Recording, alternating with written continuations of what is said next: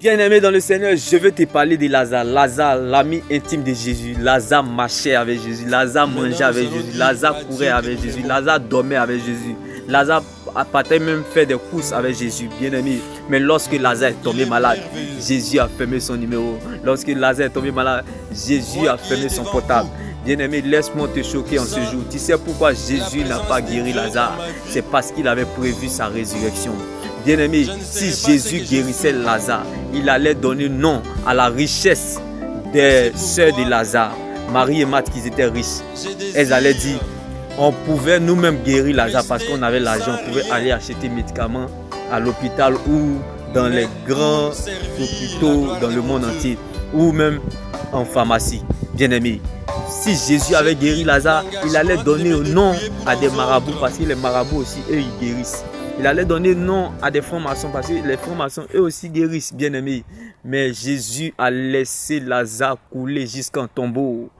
Parce que ce que la mort avait oublié, ce que les gens avaient oublié, la résurrection l'attendait à la porte, bien-aimé. C'est pour cela, laisse-moi t'annoncer cette bonne nouvelle en ce jour. Si Jésus ne t'a encore rien dit, mais je sais que tu dois garder ce qu'il t'a dit, comme le cas de Lazare. Cette maladie est simplement un sommeil. Cette situation est simplement un sommeil, comme le cas de Lazare. Jésus dira que Lazare n'est pas mort, mais simplement endormi. Je dis à quelqu'un en ce jour, je ne sais pas là où tu te situes. Je ne sais pas pour toi, je ne sais pas comment cela va se passer. Mais laisse-moi t'annoncer cette bonne nouvelle. Quand Dieu te révèle certaines choses et où il t'emmène, prends le risque, je crois qu'il est capable de le faire. Comme le cas de Lazare. Je dis à quelqu'un, cette situation difficile, cette période difficile, cette mauvaise nouvelle est juste un sommeil.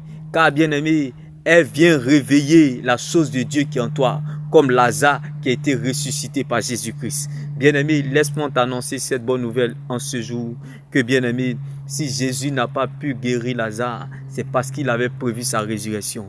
Si Jésus n'a pas pu guérir Lazare, tu sais pourquoi? C'est parce que, bien-aimé, il voulait faire la différence entre lui et les francs-maçons, entre lui et les marabouts, entre lui et la richesse des sœurs de Lazare. Car la richesse des sœurs de Lazare n'ont pas pu réveiller Lazare de la tombe.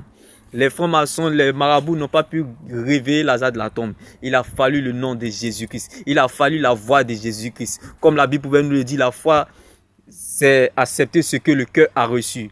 La foi vient de ce qu'on entend vient de la parole de Dieu. Il a dit, Lazare, sors de là. Et Lazare est sorti du tombeau. Bien-aimé, il dit à quelqu'un en ce jour, que les gens veuillent ou pas, que les gens le fassent ou pas, que les gens, bien-aimés, t'aident ou pas, que les gens le veuillent ou pas, tu sortiras du tombeau comme Lazare. Il dit à quelqu'un en ce jour, bien-aimé, passez par la gauche, passez par la droite, mais vous tomberez sur Jésus-Christ au carrefour.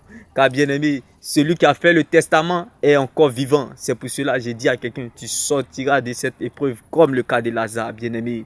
Car bien-aimé, si Jésus n'a pas pu guérir Lazare, c'est parce qu'il a prévu sa résurrection. Trembler ne veut pas dire que tu as perdu espoir. Trembler ne veut pas dire que tu as perdu la foi, mais c'est l'ADN pour te faire avancer comme Lazare. Il dit, tu sortiras du tombeau, car bien-aimé, sache que bien-aimé, personne ne peut te remplacer dans ce couloir qui est la parole de Dieu. Attache-toi à elle, elle te mettra à l'aise et te fera du bien. Tes mains bénies. Shalom.